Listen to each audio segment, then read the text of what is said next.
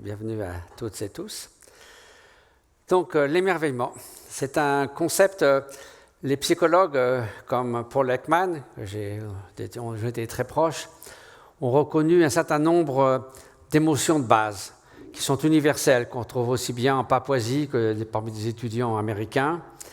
Si on leur montre des images, si on leur fait décrire ces sentiments, ils le décrivent de la même manière. Donc, elles sont, au-delà des cultures, profondément ancrées dans l'être humain et résultent bien sûr de processus de l'évolution.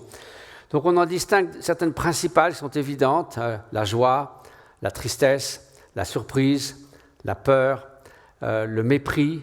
Qu'est-ce qu'il y a d'autre encore? Oui, le dégoût, la colère, bien sûr. Mais récemment, ces chercheurs ont également pensé que le sentiment d'élévation, le sentiment d'émerveillement, était aussi une des émotions fondamentales. Cet émerveillement, c'est quelque chose d'assez spécial, c'est que ça nous fait un peu sortir de nous-mêmes, c'est quelque chose qui est... On est émerveillé devant ce qui est plus grand que nous, ce qu'on admire, et le fait de se sentir un peu quelque chose de plus grand que nous-mêmes, vous allez le voir, ça diminue le sentiment exacerbé de l'importance de soi qui malheureusement mêle souvent à des postures ou des cultures hyper individualistes, voire à l'épidémie du narcissisme qu'on voit dans certains pays, comme l'a étudié Jane Twenge aux États-Unis.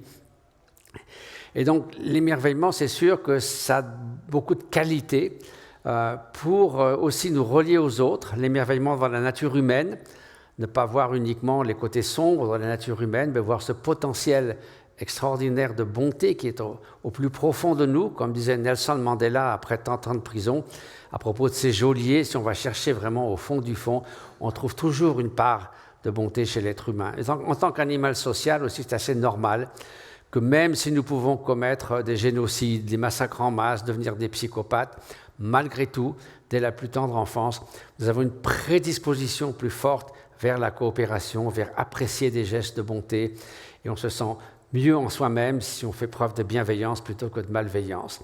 Donc les vertus de l'émerveillement sont multiples, et donc je me suis intéressé à ce sujet, principalement au début au travers de la photo.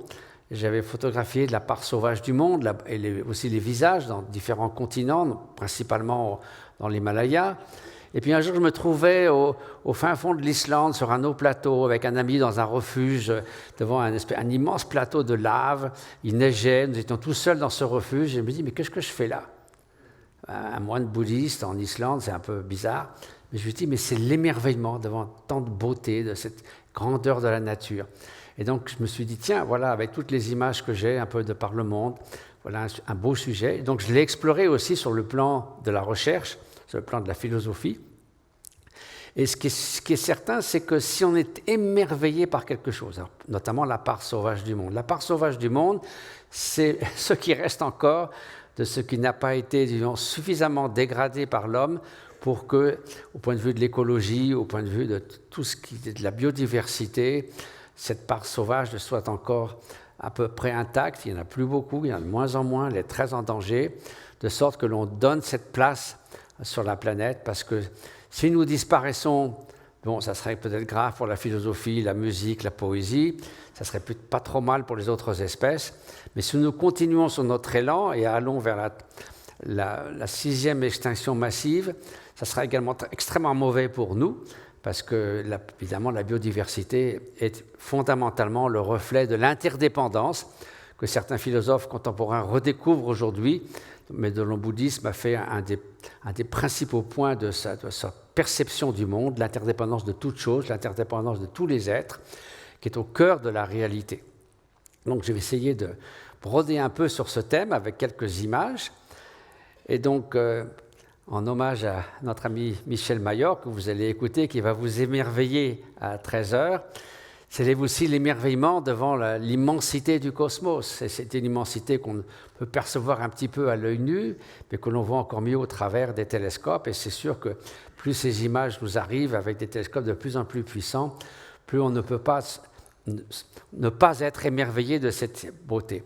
Et c'est assez intéressant que dans les textes bouddhistes d'une cosmologie qui, bien sûr, aujourd'hui est désuète, mais qui néanmoins parlait d'un univers non pas du tout anthropocentré ou héliocentré, mais déjà un univers qui se multipliait à l'infini, où il y avait des mondes qui étaient comme des rideaux de lumière, comme des chevaux qui crachaient de la lumière, etc. Des descriptions qui ressemblent avant l'heure à celles que l'on voit maintenant avec les images des télescopes. Donc cet émerveillement devant la part sauvage du monde, ça c'est une image que j'ai faite devant la côte du Pacifique. J'arrivais quelque part avec mes valises et brusquement je vois ça, donc je pose mes valises, je sors mes appareils de photo et j'ai eu ce moment magique pendant quelques secondes qui ne peut pas manquer évidemment de provoquer cet émerveillement. Ça peut être l'émerveillement devant précisément cette nature, les grottes de glace en Islande. Vous voyez un petit bonhomme au fond, là, c'est pas, pour vous donner l'échelle. Oui, et en même temps, on pense que d'ici une cinquantaine d'années, le plus grand glacier d'Islande et le plus grand glacier d'Europe, et probablement d'ici 50 ans, il n'en restera rien. Donc, elle recule à grande vitesse. Donc, vous voyez, malgré tout, il y a une course contre la montre, à une vitesse qui est sans précédent dans l'histoire de l'humanité, en tout cas. Et c'est sûr que la pendule tourne. Mon ami Johan Rockström, qui est un des grands spécialistes de la résilience et des limites planétaires, dit on a 7-8 ans pour prendre des décisions drastiques, pour essayer de... On dit toujours c'est possible, les scientifiques disent c'est possible, oui, mais au prix de changements très importants dans notre façon de vivre, d'aller plutôt vers une harmonie durable qu'un développement effréné, et de savoir ne pas... On sommes souvent dans la crise du superflu dans les pays européens ou les pays développés. On sait qu'un Américain moyen émet 200 fois plus de CO2 qu'un Zambien et un Qatari 2000 fois plus qu'un Afghan. Donc là, il y a un vrai déséquilibre. C'est aussi la part sauvage du monde, ici des grues à queue noire qui arrivaient du Tibet au Bhoutan, sauf que maintenant, chaque année, elles arrivent avec 15 jours de retard parce que le climat se réchauffe et que donc on le voit bien dans tous les aspects de l'Himalaya. J'ai vu l'Himalaya depuis 50 ans noircir, c'est-à-dire que la limite des neiges éternelles remontait. Là-bas, les gens au Tibet, ils n'ont jamais entendu parler du réchauffement global, ils ne lisent pas les journaux, ils n'ont pas la radio, mais ils voient bien que l'hiver, il est passé pendant 3 mois sur des rivières gelées avec les yaks et tout ça. Maintenant, c'est 1 mois. Et donc, c'est évident que les choses changent très rapidement. Donc cet émerveillement, c'est aussi devant les 8 millions d'espèces qui sont nos concitoyens et concitoyennes dans ce monde. Et nous ne sommes pas tout, ils ne sommes pas rien, nous appartenons à cette même biosphère, même biodiversité. Ils ont chacune des qualités, des fonctions qui leur ont été données par l'évolution, qui leur permettent de survivre. Nous faisons des symphonies, nous écrivons des poèmes, des traités scientifiques. Il y a une barge rouge du Canada qui vole non-stop du Canada en Nouvelle-Zélande en 1 mois en se guidant sur les étoiles où c'est la lumière polarisée. On n'est pas capable de faire ça. Les chauves-souris se repèrent dans le noir. Moi, je me trompe, je m'égare en plein jour. Donc, chacun a les qualités qui lui permettent de survivre. Et la supériorité est évidemment très relative. Et les oies pensent qu'elles sont les plus intelligentes de la planète et nous de même.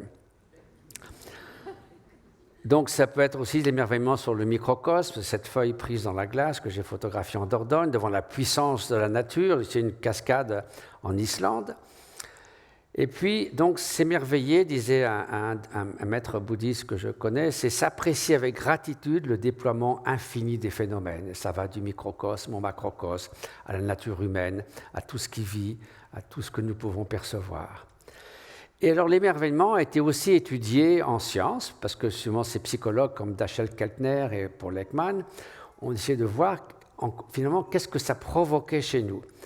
Donc pour ce qui est de la neurophysiologie de l'émerveillement, les natures sauvages, les sons, les odeurs, les goûts de la nature, et d'ailleurs les naturalistes qui enregistrent les sons de la nature, les chants des oiseaux, etc., disent que depuis 30 ans, le volume et la diversité des sons de la nature a considérablement diminué. Donc tout cela entraîne une activation du nerf vague. Le nerf vague, donc, qui est lié à l'émerveillement, réduit la réaction cardiovasculaire de la lutte ou de la fuite. C'est-à-dire souvent quand on est, disons, quand l'activité du nerf vague est très élevée, on réagit soit par la peur, soit par l'attaque. Et par contre, le nerf vague, c'est ce qui vous calme, c'est ce qui réduit un peu ce stress. Et on s'est aperçu aussi le cortisol, qui est un indicateur du stress. On mesure le cortisol, on l'a fait avec des méditants. On a vu qu'ils avaient un taux de cortisol au réveil qui était moindre que la moyenne. L'inflammation, qui est très mauvaise pour la santé en général. Et donc, on s'est aperçu que d'être émerveillé au sein de la nature sauvage réduisait tout cela. Donc, c'est une étude scientifique assez intéressante. Et c'est vrai que la contemplation de la nature, on sait qu'on se lasse de beaucoup de choses, les plaisirs sans cesse renouvelés. Si on cherche le bonheur au travers du renouvellement constant de sensations plaisantes, c'est plutôt une recette pour l'épuisement que pour le bien-être. Par contre, donc on se lasse de beaucoup de choses, les choses deviennent neutres et puis parfois même aversives. Si on écoutait la plus belle musique pendant 10 minutes ou on écoute plusieurs fois un magnifique prélude des flûtes de Bach, c'est mission 24 heures sur 24, ça peut devenir une torture. Donc il y a un émoussement, tandis qu'on ne se lâche jamais du spectacle de la nature. Puis aussi ce concept de biophilie qui a été introduit donc par Edward O. Wilson, qui veut dire qu'on a une affinité naturelle pour la nature et pour les autres êtres vivants. On a montré des images de différents paysages à toutes sortes de populations dans le monde, y compris des Esquimaux qui n'ont jamais vu des paysages comme celui-ci. Et donc un paysage comme celui-ci, c'était une plaine fertile avec un fleuve qui coulait et une hauteur boisée. Et même les Esquimaux disaient ça, c'est un endroit où il ferait bon vivre. Pourquoi ? Parce que l'eau et la plaine fertile indiquent donc la fertilité, l'abondance. La montagne, un endroit où on peut se réfugier, d'où on peut guetter. Donc, ancestralement, nous avons un sentiment d'appréciation d'un tel paysage. Et naturellement, les enfants, etc., ont une sorte d'affinité, d'attrait, d'amour pour les autres formes de vie. Donc, c'est intéressant, cette biophilie, parce que ça nous permet justement de nous mieux reconnaître cette interdépendance avec la nature et avec les autres espèces. Également, donc, le fait d'être privé de nature, privé de l'exposition à la nature, s'est avéré être assez mauvais pour la santé mentale. Et donc, il y a une étude qui a été faite. Donc, les enfants qui grandissent exclusivement dans un milieu urbain où ils ne voient que du béton et ils ne voient pas non seulement la nature, mais aussi tout ce qui se passe dans la nature, comment la nature résout des problèmes, comment cette symbiose, cette biodiversité, cet merveilleux enchaînement de tous les facteurs qui font que la nature s'épanouit et prospère, ont une probabilité double, c'est-à-dire que ça ne veut pas dire que 2 fois plus d'enfants vont... Même si la probabilité de 1%, elle sera de 2%. Ça ne veut pas dire qu'il va y avoir une immense population de schizophrènes simplement pour grandir dans une ville, mais que la probabilité pour que tout enfant donné souffre de la schizophrénie à l'âge adulte ou de troubles mentaux et de dépression double, quelle qu'elle soit, pour ceux qui sont exclusivement grandis dans des villes. Donc ça montre aussi c'est pas, la privation d'être exposé à la nature n'est pas bonne. Et lorsqu'on fait l'expérience de l'émerveillement, donc si on voit les zones du cerveau qui sont associées à la notion de soi, donc quand on est, si vous voulez, on induit ce sentiment du moi divisé par rapport aux autres, moi et le monde, on s'aperçoit que plus ces régions associées à l'ego sont activées, plus on a tendance à l'autocritique, à l'anxiété, à la crainte, parce qu'il y a le moi et le monde, donc le monde peut être une menace ou un instrument pour promouvoir mes intérêts, mais on est moins, ça crée une sorte de barrière entre soi et les autres, et donc une anxiété que le monde va peut-être n'est pas ce qu'on souhaite, tandis que si vous avez un sentiment d'ego qui est plus vaste et moins puissant, vous sentez moins sentiment de vulnérabilité, donc vous êtes plus ouvert aux autres, moins centré sur vous-même, moins du matin au soir, ça vous rend la vie misérable, et ça la rend généralement à tous ceux qui vous entourent. Donc l'émerveillement diminue cette notion d'association à l'ego. Et donc c'est ce qu'on voit aussi, c'est des grands sages ou des grands maîtres spirituels comme ceux que j'ai pu rencontrer dans l'Himalaya sur 50 ans. Et donc, il y a aussi des personnes qui provoquent l'émerveillement, comme ces 2 centenaires japonaises, ou ce Tibétain édenté qui a l'air très content de son sort, et puis ou une mère avec son enfant, cette petite fille tibétaine dans une clinique que nous avons construite au Tibet. Et donc, c'est vrai, c'est la joie de on peut s'émerveiller devant le regard d'un nouveau-né, on peut s'émerveiller devant l'odeur d'une prairie après un orage, devant le goût d'une mandarine, devant un flocon de neige qui vous tombe dans la main. Il y a toutes sortes de manières de s'émerveiller. et puis aussi l'émerveillé de l'art sacré. Et alors, ce qui est intéressant, il y a une étude qui a montré effectivement comment ce sentiment d'ego diminuait. Donc on a montré des paysages extrêmement vastes, ou au contraire des paysages urbains où il y a beaucoup de monde, et on a demandé après aux gens de se dessiner dans un tel paysage et d'écrire « moi », ça c'est en anglais. Et on s'est aperçu que dans un paysage comme ça urbain, ils se dessinaient très grand sur le dessin, et ils écrivaient « moi » en grandes lettres, tandis que quand on leur montrait un paysage immense comme celui que vous voyez, ils se dessinaient beaucoup plus petit, et le « moi » était aussi plus petit. Donc il y a un sentiment de diminution de cette présence grandiose du « moi ». Donc l'idée du petit « moi ». Et c'est vrai que dans la grandeur de la nature, on se sent petit, et encore plus devant la grandeur du cosmos et de l'univers, comme Michel Mayor vous le montrera cet après-midi. Ça, c'est à 5000 mètres au Bhoutan. Donc comment ne pas être émerveillé quand on est assis dans le silence des montagnes devant un tel paysage? Je veux dire, il faudrait vraiment être complètement anesthésié pour ne pas s'émerveiller devant une telle beauté. Donc tout ça, c'est des images que j'ai pu prendre au fil du temps. Et puis... Oui, donc également, l'émerveillement, alors ça j'étais très content de ça, parce que moi j'ai travaillé longtemps sur l'idée de l'altruisme, j'ai écrit un malheureux livre de 800 pages parce que je n'ai pas pu m'arrêter en route, sur l'idée que l'altruisme était évidemment la meilleure façon de répondre aux défis du XXIe siècle, aussi bien pour remédier à la pauvreté au sein de la richesse, permettre aux personnes de s'épanouir dans l'existence, que de prendre sérieusement en considération les générations futures. Donc j'étais très content, bingo, quand j'ai vu que l'émerveillement augmentait aussi les comportements altruistes. Donc effectivement, quand on donne une chance aux gens de gagner de l'argent, une petite somme, c'est en laboratoire, on ne va pas donner des millions, et de le partager avec un étranger, si on induit avant cela un sentiment d'émerveillement, ils donnent plus de la moitié de ce qu'ils ont, plus de la moitié d'un inconnu, plutôt que ceux qui n'ont pas eu ce sentiment d'émerveillement. Donc ça, c'est plutôt encourageant. Et puis, également, le sentiment d'être exposé à la nature peut réduire l'anxiété et les syndromes post-traumatiques. Ça a été fait avec des vétérans du Vietnam aux États-Unis, ou même aussi des autres guerres que les États-Unis ont conduites dans le monde. Et on s'est aperçu qu'il y avait une baisse donc, de 32% des symptômes. Ça ne peut pas durer pour toujours, mais disons pendant le temps qui a suivi, dans les semaines qui ont suivi, des symptômes associés au stress post-traumatique lorsqu'on emmenait les gens comme ça pendant une journée à faire du rafting dans un bel endroit naturel. Donc, vous voyez ça. Et puis aussi le stress, ça joue sur l'inflammation, ça joue sur le système immunitaire. Donc le stress sain, c'est de se mobiliser si vous êtes chargé par un éléphant, mais si vous pensez que vous êtes chargé par un éléphant 24 heures sur 24, c'est pas bon pour la santé.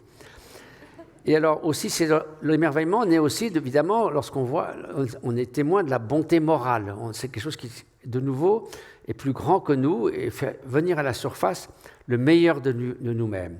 Lorsqu'on est frappé par des grandes idées, donc ce sentiment du moi disparaît devant l'immensité des idées auxquelles on est confronté, notamment la bienveillance, qui n'est d'ailleurs pas l'apanage exclusif des êtres humains, mais aussi l'émerveillement devant la coopération, sentir notre humanité commune. Et donc, en ces jours d'incertitude, le sentiment d'humanité commune est plus nécessaire que jamais. Et la coopération, encore une fois, n'est pas seulement l'apanage des êtres humains, comme vous pouvez le voir.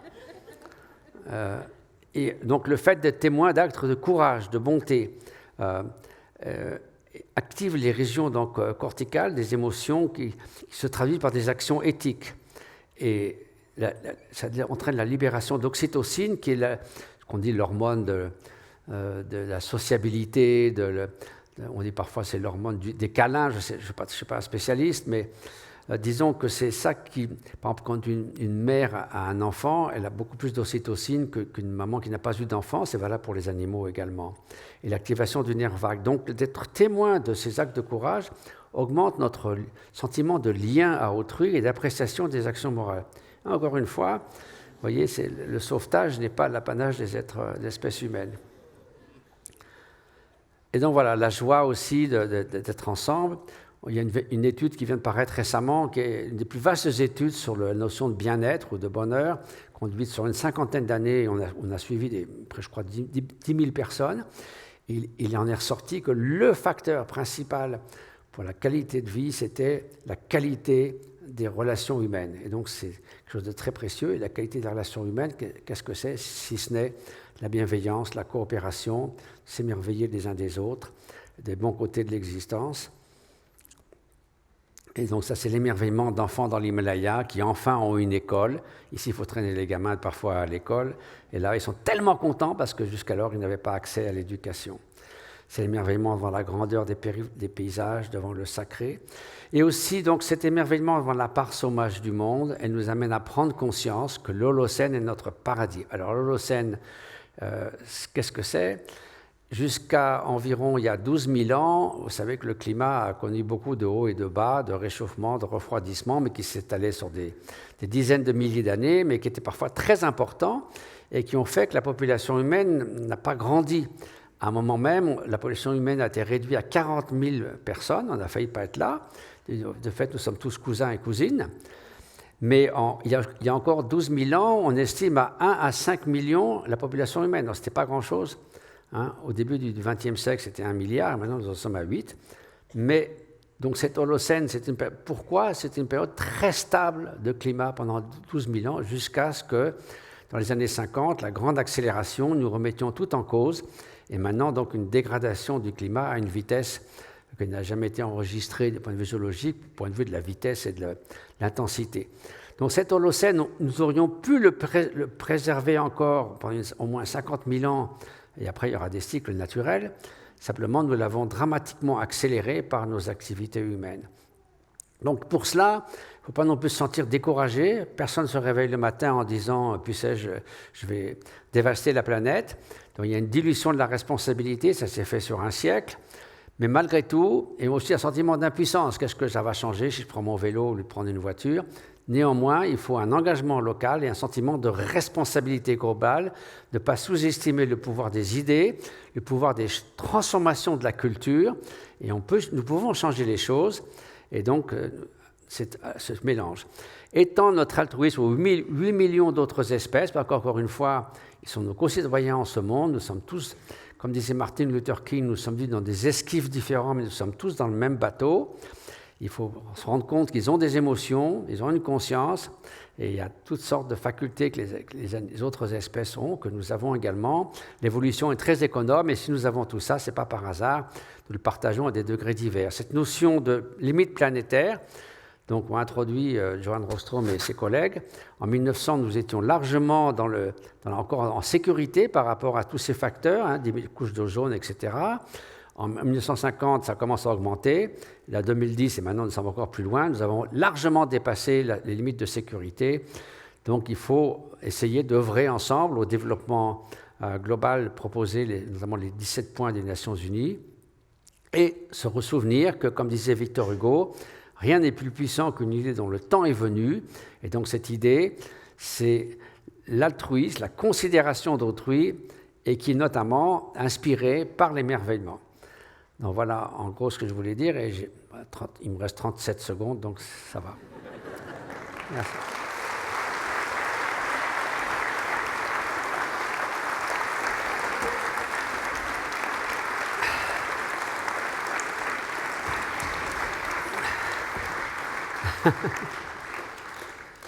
Merci. Merci Mathieu Ricard.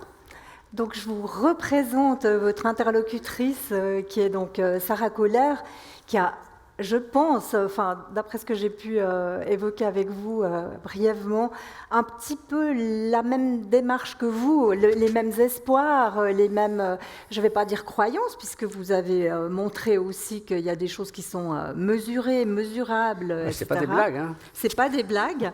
Et donc on a ici également une scientifique multifacette, Sarah Kohler, puisque donc, vous travaillez aussi au Centre de recherche sur la durabilité, de compétences sur la durabilité de l'UNIL, mais vous organisez aussi des ateliers en pleine nature, justement pour permettre aux gens de se reconnecter à la nature. J'avais une première question pour Mathieu Ricard.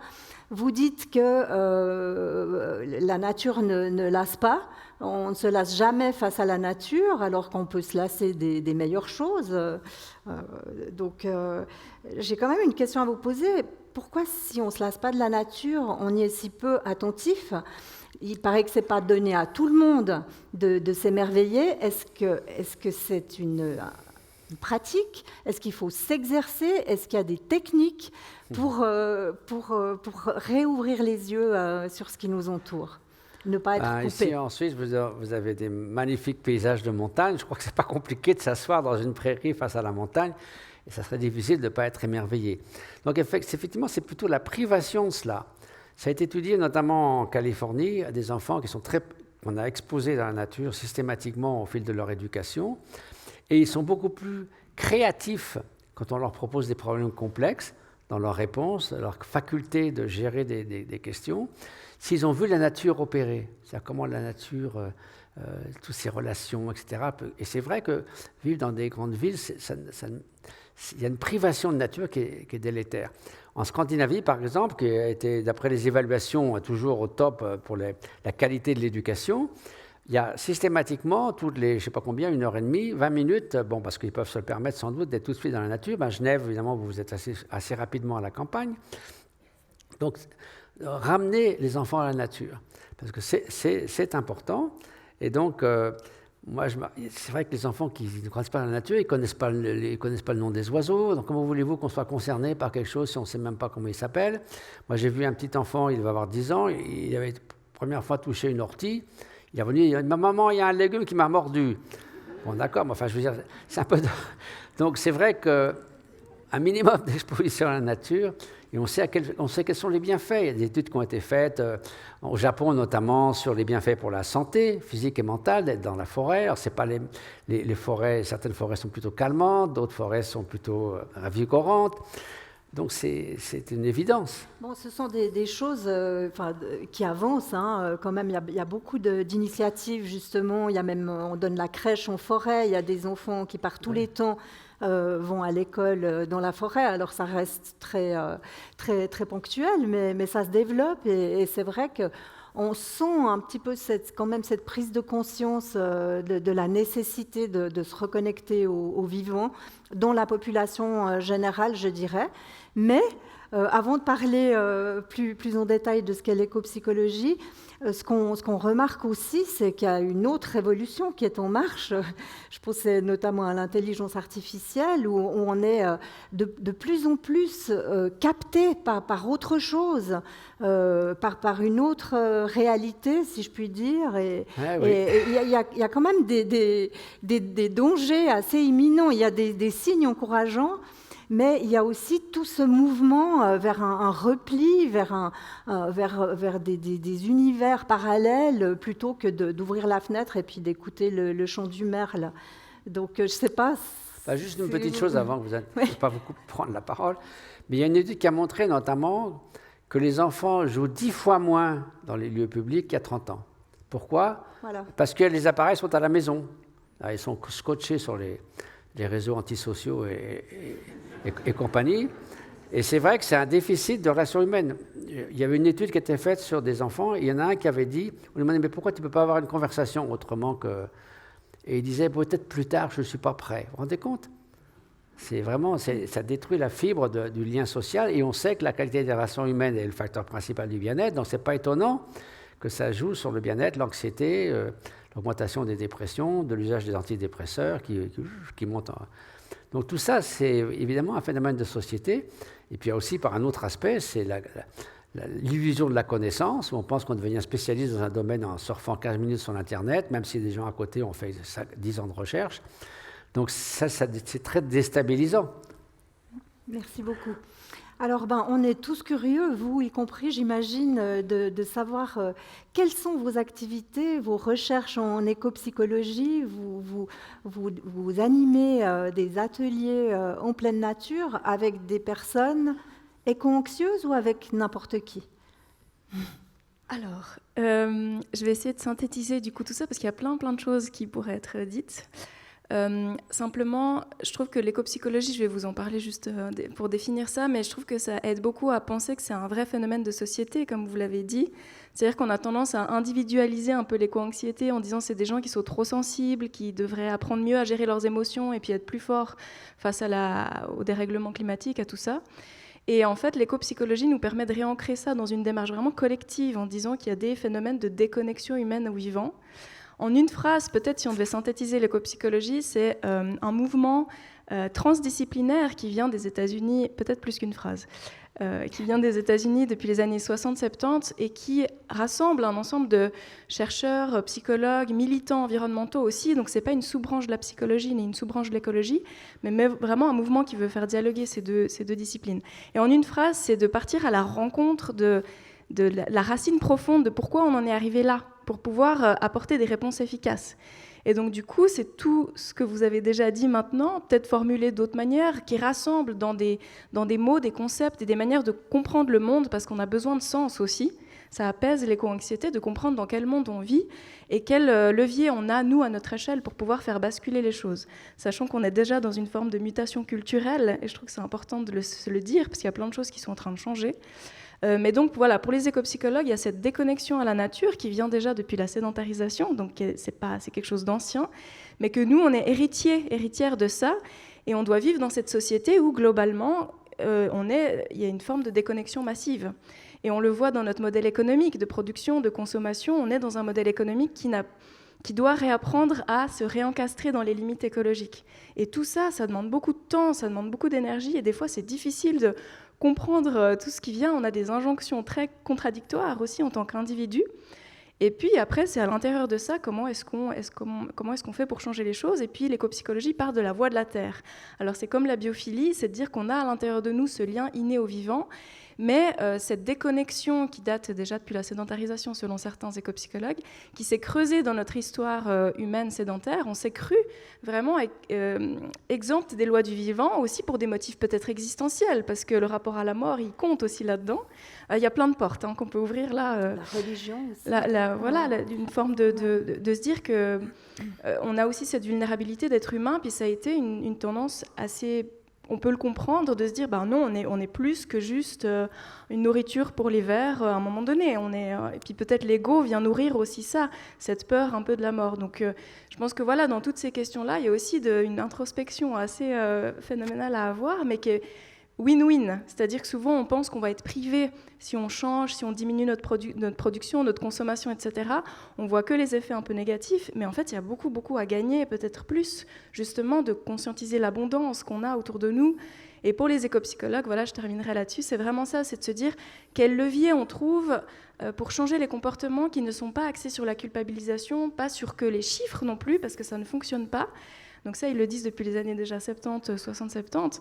Et c'est plutôt des ressorts d'amour, des ressorts de volonté de protection pour justement élargir le sens qu'on a de nous-mêmes et se dire, mais en fait, c'est pas un sacrifice, c'est du bon sens de protéger tout ça parce qu'on dépend de ça pour survivre. Donc voilà, après, il y a plein d'autres choses à... Voilà. C'est un peu une synthèse, je crois. Oui, bravo, vraiment bravo. Mais très concrètement, donc, alors déjà, qu'est-ce qu'il y a de scientifique dans cette démarche? Et puis peut-être, deuxièmement, très concrètement, lors de ces ateliers ou stages en pleine nature, c'est pas, j'imagine, une fois on quitte son bureau, on met son téléphone dans sa poche, on va dans une forêt, on a un déclic et on sauve le monde. Je pense que c'est un petit peu plus compliqué que ça. Ou est-ce qu'il y a une idée de déclic? Comment ça se passe? Pourquoi le groupe? Et puis j'ai encore une troisième question là-dedans. C'est par rapport justement aux émotions qui peuvent ressortir des personnes éco-anxieuses, parce que j'ai lu que justement il y avait une des méthodes, c'était aussi de permettre aux gens d'exprimer leur angoisse face à la destruction de la biosphère, etc. Ça peut être des émotions, j'imagine, très vives, des personnes qui se sentent vraiment pas bien. Et comment on gère ça? Comment ça se passe? Je suis très curieuse parce que malheureusement, j'ai pas pu... j'aurais bien aimé me renseigner avant en participant, mais ça n'a pas été possible. Donc voilà. Alors, pour la première question, je ne vais pas m'attarder parce que vous l'avez il y a eu plein de références scientifiques là derrière. Et du coup, l'éco-psychologie se base là-dessus. Il y a de la psychologie de l'environnement. Il y a plusieurs branches comme ça qui étudient en fait ce bienfait du lien au vivant dont on a besoin, qui abaisse le stress, etc. Donc, je pense ça a été déjà très richement documenté. Pour la deuxième question, l'éco-psychologie, elle a autant une visée théorique de comprendre les racines profondes de la déconnexion et puis d'en apporter des pistes pratiques. Donc concrètement, dans notre culture, on va dire, si j'ose, un peu d'handicapé naturel, c'est-à-dire qu'on n'a plus cette conscience qu'on appartient effectivement au vivant, comment on trouve des méthodes pour recontacter ça. Donc c'est vraiment une approche. Moi, je connais que le travail qui relie, qui est une approche qui a plus de 40 ans maintenant, qui a été fondée par Johanna Macy, qui est une éco-philosophe, qui a aussi fait des études en bouddhisme et qui a fait une thèse de doctorat sur la théorie des systèmes. Puis elle a élaboré cette méthode qui, en synthèse, il y a 3 axes. C'est de se relier à soi, se relier aux autres humains et se relier à l'ensemble du vivant. Ces 3 axes qui sont vraiment en interrelation complète. Et puis, l'idée, c'est de pouvoir... ne pas s'épuiser. Donc c'est des exercices de groupe qu'on fait par 2, tout seul, etc., généralement en pleine nature. Et on passe par 4 étapes. Donc là, c'est vraiment la synthèse, mais il y a plein d'informations sur Internet aussi là-dessus. Et il y a des ateliers qui se donnent aussi en Suisse. On passe par 4 étapes. La première, c'est la gratitude. Donc c'est se souvenir pourquoi on veut se battre. Donc c'est réveiller la voix de la terre. La deuxième, c'est honorer sa peine. Donc c'est vraiment des exercices où on va creuser la question de la colère, la question de la tristesse, etc. Puis peut-être là, ça répond aussi à la question de l'éco-anxiété. Peut-être je finis mon tour des 4 étapes et je reviendrai là-dessus après. Et la troisième étape, c'est une fois qu'on a bien pu libérer, crier, pleurer, etc., il y a le changement de paradigme, c'est la troisième étape. Et là, c'est clairement de comprendre dans notre corps, pas seulement dans l'intellect, qu'on fait effectivement partie du vivant, qu'on est nature. Et donc il y a des exercices de visualisation guidée, des exercices sensoriels où on réapprend à toucher, à goûter, à entendre, à donner de l'existence aussi aux autres espèces qui sont là en même temps que nous. Puis la quatrième étape, c'est rentrer dans l'action. Donc c'est pas une méthode de développement personnel au sens individualiste du terme, c'est vraiment de trouver comment nous, on peut agir au service de cette transformation écologique et culturelle dans laquelle on est prise. Donc voilà, ça c'est un peu tout ça. Et puis pour répondre à la dernière question, du coup, par rapport à l'éco-anxiété, heureusement que j'ai bien dormi cette nuit, que ça j'ai les idées un peu claires. Donc voilà, par rapport à l'éco-anxiété, souvent, c'est très réducteur de parler d'éco-anxiété. Il y a beaucoup de gens maintenant, même dans les médias, qui disent « moi je ne suis pas éco-anxieux, je suis éco-colérique », qui se revendiquent cette colère. Et c'est tout à fait juste, parce que souvent, l'éco-anxiété, elle invisibilise un ensemble d'émotions qui sont tout à fait légitimes. Donc derrière l'éco-anxiété, il y a de la colère, de la tristesse, de l'impuissance, qui sont des émotions dont on a besoin, qui nous informent sur notre état, l'état du monde. Et c'est normal d'être en colère, c'est normal d'être triste. Simplement, dans notre culture, peut-être dans nos sociétés, je reprends un peu ce mot, mais d'handicapé émotionnel, on a peu d'espace, en fait. Et ce n'est pas du tout un jugement de valeur. Moi, je m'intègre là-dedans, la première. On a peu d'espace pour pouvoir exprimer librement ses émotions. Peut-être en famille, si on a de la chance, mais dans notre collectif, souvent, on est taxé d'extrémiste ou alors un peu trop sensible si tout d'un coup, on ose dire que, en fait, ça ne va pas. Et donc, tout ça fait qu'on a tendance à garder ça pour nous. Et puis, le problème, c'est que les émotions, elles restent. Si elles ne peuvent pas s'exprimer, elles continuent à nous prendre aux tripes, etc. Puis c'est là qu'on peut tomber dans des formes d'anxiété où on ne sait plus vraiment très bien ce qu'on ressent et ça finit par nous épuiser. Donc voilà, en synthèse, tout le travail qui relie, c'est aussi de, ensemble, partir à la rencontre de ces émotions, réapprendre à les mobiliser comme force d'action, parce qu'on en a besoin et ça nous donne des messages pour pouvoir les transformer en énergie, parce que les émotions, c'est aussi une énergie qui est fondamentale. Merci beaucoup. Donc, si je vous suis bien, il y a quand même, c'est pas juste s'émerveiller face à la nature de façon un peu gratuite finalement, sans intention particulière, si ce n'est de se sentir vivant. Et puis ensuite, les effets, ils viennent naturellement. Je sens dans cette démarche quelque chose de plus méthodique, volontariste. On poursuit un but, c'est de réveiller les consciences et de sauver le monde, qui est un but tout à fait louable. Mais je ne sais pas, peut-être que je fais fausse route, mais ça m'intéresserait de vous entendre aussi, peut-être dialoguer tous les deux oui, bien sûr. Sur vos approches. Ça rejoint l'idée de Victor Hugo, qu'il n'y a rien de plus puissant dont une idée, le temps est venu, et il faut la promouvoir avec force. Il faut oser dire que la coopération, l'altruisme, ce n'est pas un truc bisounours, ce n'est pas une utopie, c'est au contraire une solution pragmatique pour relier les préoccupations du court terme d'une mère en Afrique qui doit nourrir son enfant, de personnes qui souhaitent s'épanouir dans l'existence, et de ceux qui prennent sérieusement en considération le sort des générations futures, qui sinon diront, vous saviez, vous n'avez rien fait. Alors pour revenir sur les émotions, parce que ça, c'est un facteur très important dans ce qui nous motive, parce que émovere, ça veut dire ce qui met l'esprit en mouvement. Donc ça peut le mettre un peu partout. Et il y a un an, j'avais participé en Écosse avec une discussion avec un lama que j'ai cité, un maître spirituel tibétain qui s'appelle Migyur Rinpoche. Et il y avait plusieurs milliers de personnes en ligne. Et donc à un moment donné, il a demandé quelles étaient les émotions, disons, perturbatrices qui les perturbaient le plus. Et donc, en quelques secondes, il y a quelques milliers de personnes qui ont voté. Et moi, je m'attendais à ce que la colère vienne en premier. Et bien, c'était la peur, mais de loin. Environ 60%, la colère en deuxième venait à 30%, et puis le désir obsessionnel avec 15%.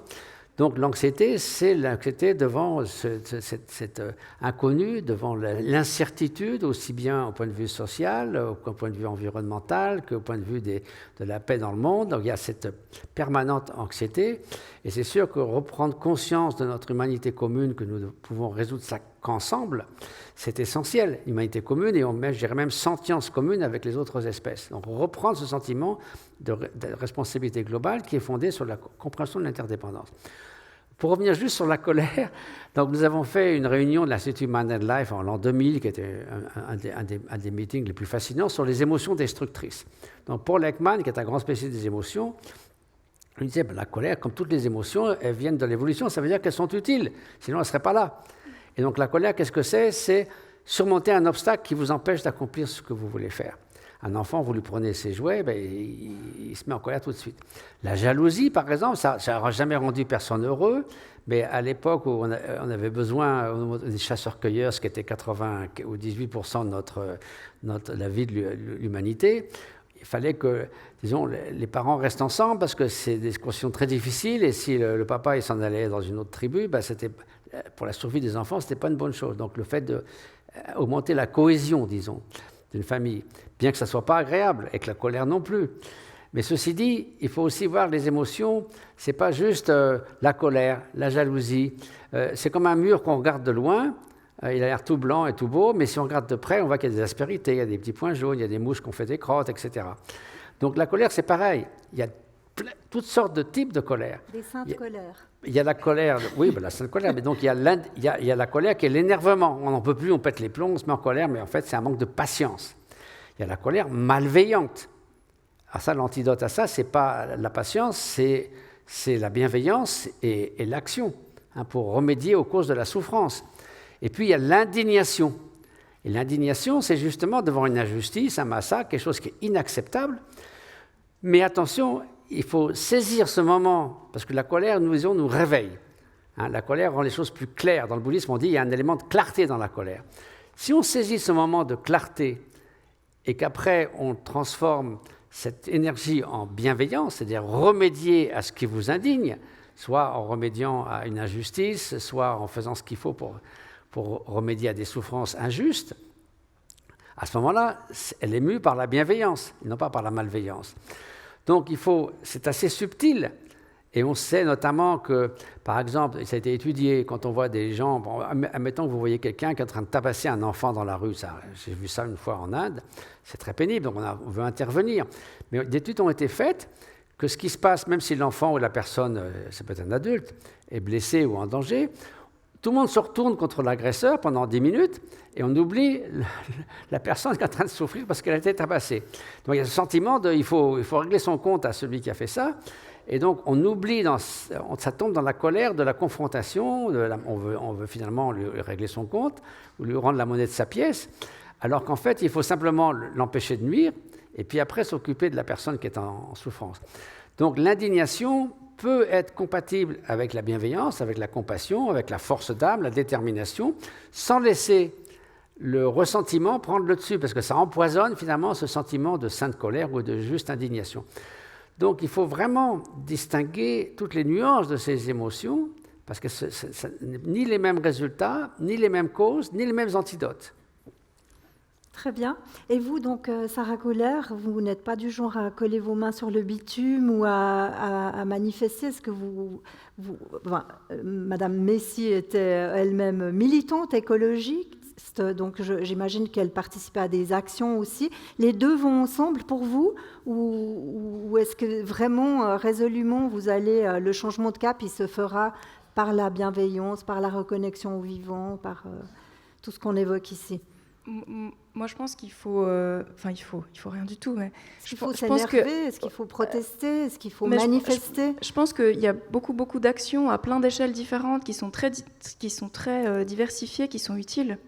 Et c'est pas de dire être vraiment à l'écoute du vivant, c'est être militant, aller se coller les mains sur le bitume. Il y a plein d'autres manières aussi de faire.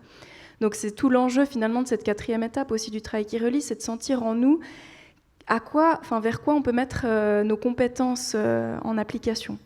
Et de trouver aussi de la joie là-dedans. Donc si pour nous ça fait sens d'être militant et d'aller dans la rue, qu'on le sent que c'est ça le faisons-le. Si c'est autre chose, si c'est de préparer les alternatives qui existent déjà, les nourrir, d'autres manières de faire. Des gens qui travaillent sur les monnaies complémentaires, sur des circuits courts de production, de consommation. Tout ça, c'est préparer le monde de demain, le monde qui existe déjà en fait, qui est en train de se mouvoir.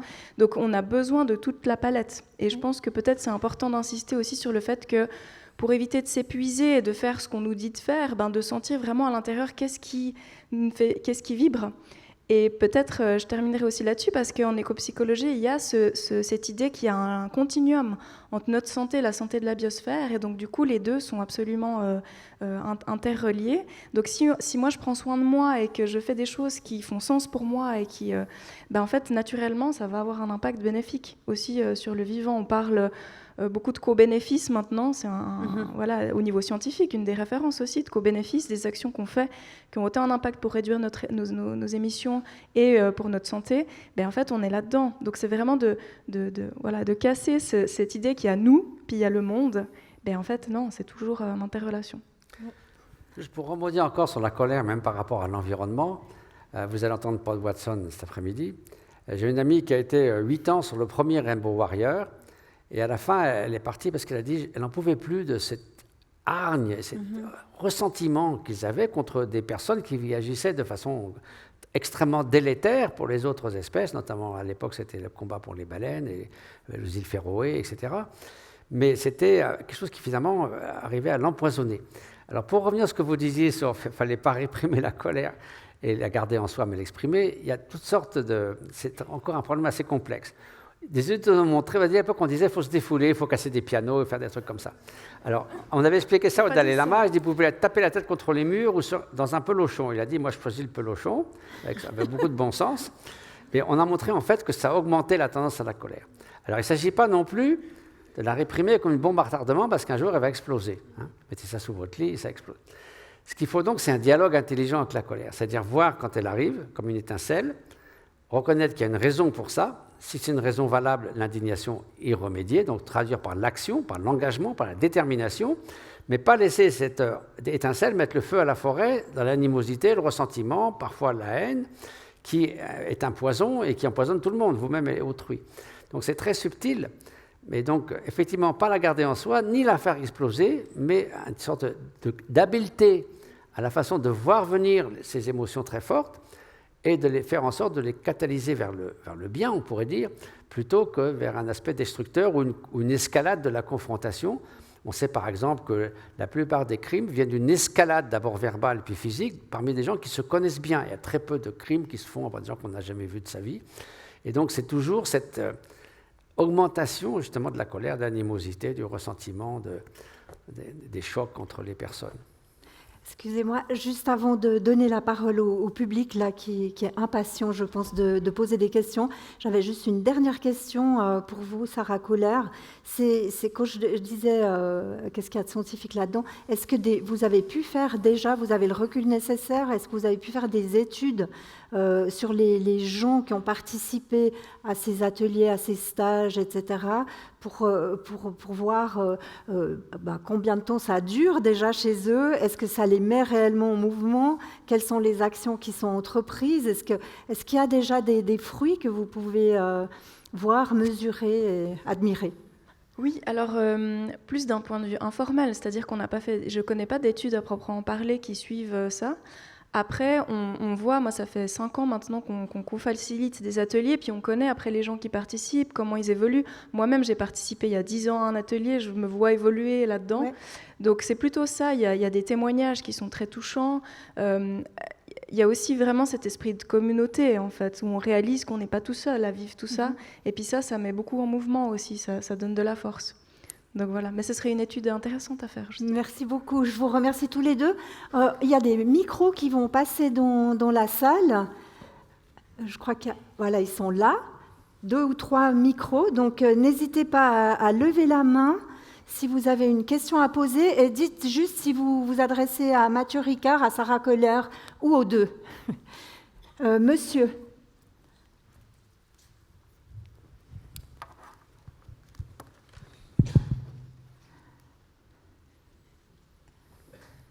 Bonjour. Alors, c'est une question pour Mathieu. Déjà, merci beaucoup pour la conférence, c'était très intéressant. J'ai eu du plaisir à lire vos livres et j'ai encore plus de plaisir à vous voir en personne. Ma question, c'est sur le mode de l'émerveillement. Pour moi, l'émerveillement, c'est quelque chose de plutôt passif. On est dans la nature, on est émerveillé ou on n'est pas émerveillé. Et est opposé à ça la contemplation. Lorsqu'on contemple, il y a cette connotation plutôt de méditation et d'avoir cette réflexion. Donc pourquoi avoir choisi émerveillement et non contemplation? Vous avez entendu? À peu près, oui. Je suis un peu sourdingue, mais oui, je crois que je l'ai. Quelle est la différence entre l'émerveillement et la contemplation? D'après monsieur, l'émerveillement est plus passif que la contemplation, si j'ai bien suivi. Et que la contemplation amène à la méditation et à la réflexion. Bon.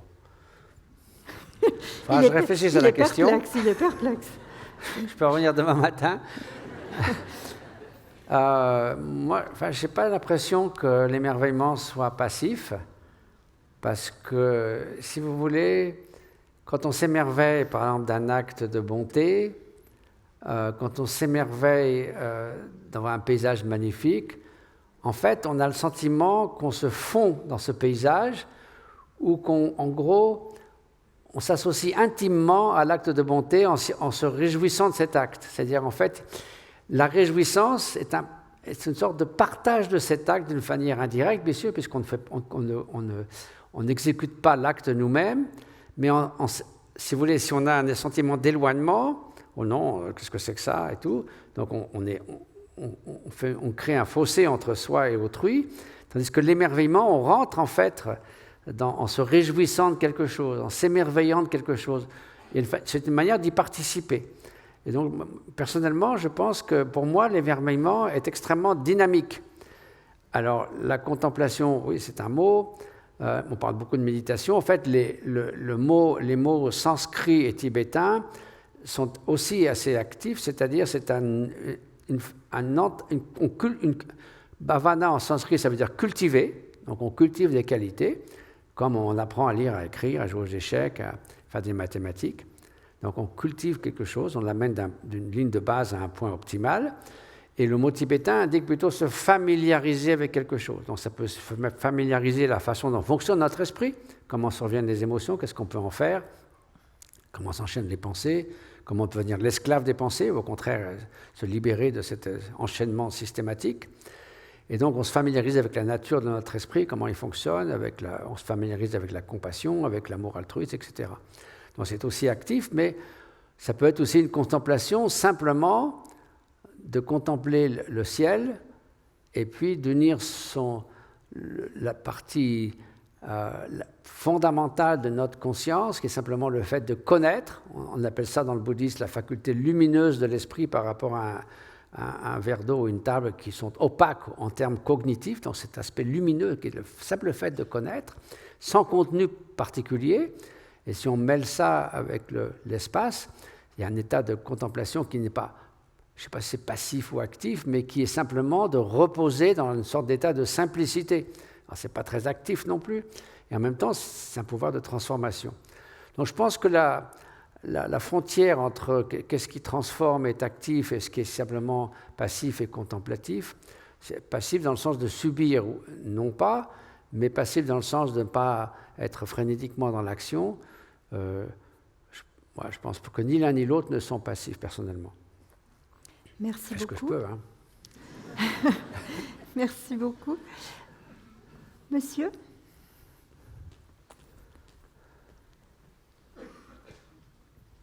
Merci pour la conférence. Avant de poser la question, j'ai une question à vous poser. D'abord, Monsieur Ricard, on doit vous appeler comment? Parce qu'on ne sait pas, c'est la première fois que je rencontre mon tibétain, alors je dois dire mon père. Est-ce qu'on doit vous appeler monsieur ou est-ce que vous voulez qu'on vous appelle sa sainteté ou un autre titre? Je ne voulais pas vous manquer de respect, alors je ne sais pas comment Ma grand-mère avait un jardinier, il disait, tant que vous m'appelez pour la soupe, vous m'appelez comme vous voulez. Alors, Mathieu, ça ira, c'est plus facile. Mathieu, ça ira. On sait qui c'est, oui. Merci. Non, j'ai une question concernant, alors vous avez parlé d'émerveillement de la nature, etc., concernant le tourisme. Pourquoi je pose cette question? Parce que les touristes vont souvent à un endroit pour s'émerveiller du lieu, etc. Moi, j'ai vécu des années à Venise et j'ai vu Venise, la lagune, se faire détruire par les gros bateaux qui arrivaient, beaucoup d'Italiens qui sont opposés. Je ne suis jamais allé dans l'Himalaya, mais on voit passer sur les réseaux sociaux des gens qui veulent monter l'Everest où il y a des campements qui sont laissés à l'abandon. Alors, il y a une sorte de paradoxe quelque part où on vient quelque part pour s'émerveiller et on détruit un peu le lieu. La question, c'est pour vous, comment on devra voyager demain, comment on devra s'émerveiller par le tourisme en laissant un peu les affaires propres, on va dire, quoi. Oui, alors heureusement, il n'y a pas des paquebots immeubles dans l'Himalaya, mais effectivement, il y a la queue pour aller en haut de l'Everest. Ça paraît complètement absurde. Et les Tibétains, notamment, ils disent, mais pourquoi est-ce qu'ils risquent leur vie? Parce qu'en gros, c'est le Karakoram, je crois que c'est une personne sur 5 ou sur 7 qui meurt. Le K2, c'est le plus dangereux. Vraiment, si vous avez une chance sur 5 de mourir en prenant l'avion, moi, au train, on ne partirait pas beaucoup. Mais c'est vrai, quoi. Bon. Mais justement, j'avais vu une fois un alpiniste suisse, tout à fait sympathique et remarquable, qui avait déjà gravi 2 fois l'Everest, j'ai oublié son nom, c'est aussi bien. Et il arrive à Katmandou, il y avait un festival de danse sacrée, il était assis à côté de moi, il avait passé la 50aine, et il me dit, je repars encore. Je dis, voilà, peut-être dans 15 jours, il serait peut-être mort, c'est quand même dommage. Et alors, les Tibétains, ils disent, mais pourquoi vouloir aller en haut? D'abord, on voit beaucoup mieux l'Everest on est devant. Alors, il y en a un qui a dit, c'est parce qu'il est là. Donc, il faut aller voir ce qui se passe là-haut. Pourquoi pas, hein? Mais ceci dit, oui, donc, maintenant, il y a beaucoup d'écotourisme qui se développe. C'est simplement dû au nombre que cette dégradation se produit. Et c'est vrai, bon, il y a des pays qui ont essayé de se protéger, comme le Bhoutan, mais malheureusement, ça devient du coup élitiste, c'est-à-dire ça coûte très cher. Et du coup, il y a moins de monde qui y va. C'est vrai qu'il y a des endroits qui ont été pas mal saccagés. Au Népal, à un moment donné, il y avait beaucoup de déforestation due à l'abondance de trek, etc. Maintenant, donc, les pays essaient de réguler un peu tout ça. D'un côté, on ne peut pas empêcher de découvrir le monde, parce que si on ne découvre pas le monde et qu'on ne se relie pas aux autres, c'est bien difficile d'essayer de résoudre ensemble les grands défis de l'humanité. J'avais été frappé lorsque George Bush, le fils, a été élu. Il n'avait même pas de passeport parce qu'il avait été une fois au Mexique. Il n'a pas vu le monde. Donc c'est difficile de voir comment vivent les gens en Inde, au Moyen-Orient, dans d'autres pays, si on ne s'est pas imprégné de leur manière de vivre. Par exemple, l'Inde, moi j'ai vécu beaucoup en Inde, c'est un pays immensément complexe, immensément riche, immensément divers. On peut faire une liberté presque totale dans cette espèce de chaos fonctionnel. Moi j'ai vu une fois un homme tout nu qui se promenait sur les quais de la gare à Calcutta. Personne ne faisait attention. Imaginez ici, à la gare de Lausanne, ça ferait sensation quand même. Ça ne durerait pas longtemps en plus. On peut s'habiller comme on veut, ou pas s'habiller du tout. Donc cette incroyable richesse de diversité, c'est vrai que c'est extrêmement enrichissant et instructif. Donc voilà, c'est comme tout, il y a des facettes différentes à tout. L'idée d'explorer le monde, mais on peut explorer le monde aussi en se promenant dans la forêt. Dans la forêt voisine. Puis au moins en Suisse, c'est l'avantage, je crois, dans le canton de Genève, c'est que vous pouvez vous promener dans la forêt sans avoir peur de vous faire tirer dessus. Je crois que depuis 30 ans, la chasse n'existe plus dans le canton de Genève. Dans le canton de Genève, oui. Et pourtant, la biodiversité... En Valais, c'est plus compliqué. Les dimanches, Dordogne, par contre, le samedi et dimanche, il faut réfléchir à 2 fois avant d'aller dans la forêt. Mais je trouvais intéressant l'intervention de monsieur, parce que c'est vrai qu'on a vu des scènes absolument terrifiantes sur l'Everest, où des alpinistes plutôt, pas du tout attentifs à la beauté des lieux, mais obsédés par l'idée d'arriver, marchaient par-dessus un alpiniste mort. Donc, c'est pas parce qu'on rentre dans c'est le pas que ça, mais que grandiose ces énormes qu'on devient bateaux- plus humain non plus. Ouais. Ces énormes bateaux à 5 étages où il y a 2000 personnes, on se demande qu'est-ce qu'ils voient vraiment de la nature, Ouais. je veux dire. Donc, C'est un mystère, voilà. oui. Bon. C'est complexe. Le sac à dos, ça marche mieux. On prend une dernière question. On peut prendre une dernière question si elle est très rapide, Oui. parce que malheureusement, on doit poursuivre le programme. Ah oui. Une toute dernière. Qui c'est qui a une toute Une petite question dame peut-être, pour être un petit peu... Non, pas de dame, non. Non. Pas de question. Monsieur, dernière question et réponse rapide, pardon. Ah, moi, c'est pas mon style. Hein.